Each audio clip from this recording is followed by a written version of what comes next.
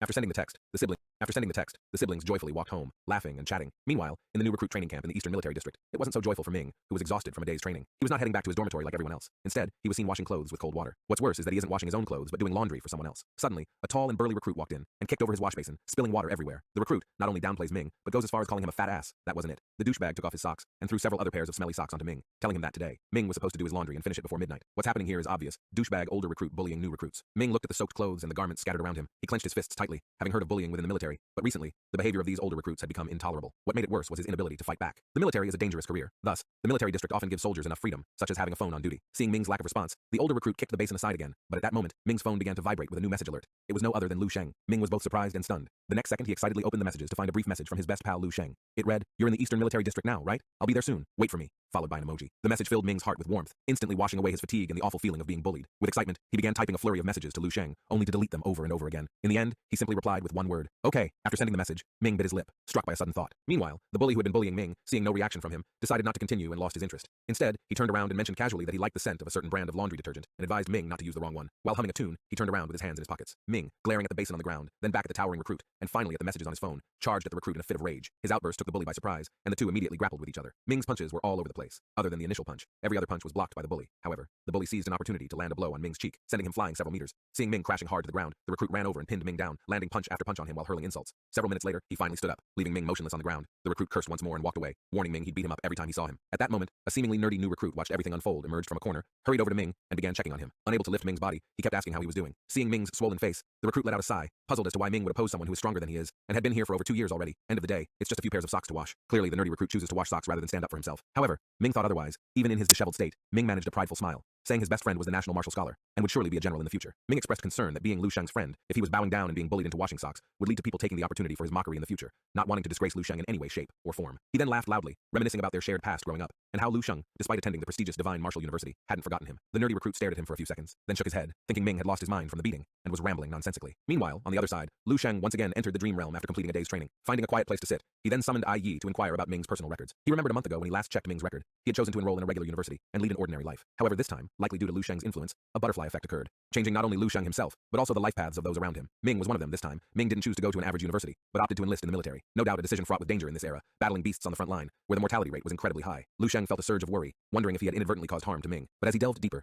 Lu Sheng breathed a sigh of relief, and his smile grew wider. Turned out that Ming had been to the front lines multiple times, achieved numerous honors, and was eventually honorably discharged. With his severance pay, Ming started a small business and opened his logistics company. By the age of 50, he had amassed a fortune worth tens of millions, leading a successful career and a happy family life. He was happily married and had 3 kids. Although he faced the misfortune of losing his wife in his later years and some setbacks thereafter, he ultimately led a fulfilling life, surrounded by his children and grandchildren, living to the ripe age of 90. Having gone through Ming's life record in its entirety, the last bit of worry in Lu Sheng's mind vanished completely. However, he felt that the best thing he could do for Ming right now was to keep his distance, as he believed this was the only way to not affect this happy future. He hoped that no further changes would occur in Ming's future, and that he could live a happy and long life. However, will this be the case? We will know later. Anyway, closing his eyes, Lu Sheng left the dream realm and returned to the real world. The following day quickly arrived, and Lu Sheng decided to visit his pharmacy in White Lake City and meet with his future wife, Ling Su. Ling Su had been diligently working to expand their pharmacy business, and to date, they boasted 500 branches throughout the entire Dongning province. Lu Sheng nodded in approval of Ling Su's efforts, telling her that she did a great job, and it was a right decision to let her in charge of the business. Behind his back, however, Ling Su rolled her eyes when he complimented her work. As they discussed further expansion, Ling Su presented an investigation report. It turned out that someone was sabotaging their business from the shadows, and Ling Su's investigation revealed the culprit to be the highly influential Chen family from the capital. Lu Sheng frowned, having anticipated such obstacles in the very beginning, yet he was not overly concerned. With a calm demeanor, he crumpled the investigation paper into a ball. In his mind, to mess with Ling Su was to provoke him directly, and he would soon make the perpetrators realize how foolish it was to cross him. Casually, he tossed the paper ball into a trash bin, causing Ling Su to be slightly dazed. Blinking a few times, she fixed her gaze on Lu Sheng. She could sense that in just 2 months, Lu Sheng had changed significantly.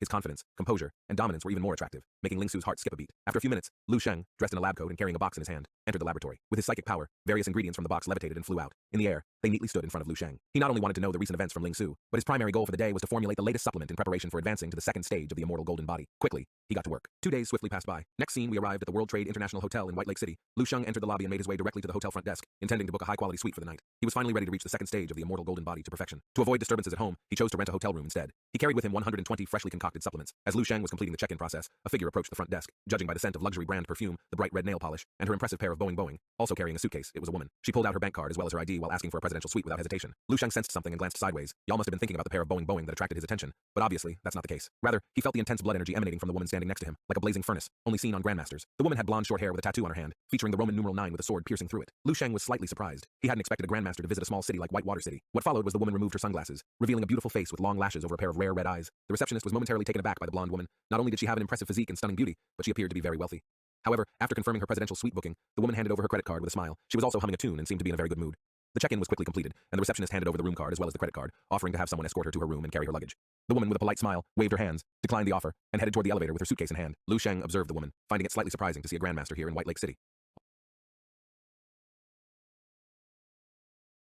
Although her blood energy level seemed slightly weaker compared to Vice Principal Zhao, at the end of the day, she was undeniably a legitimate grandmaster.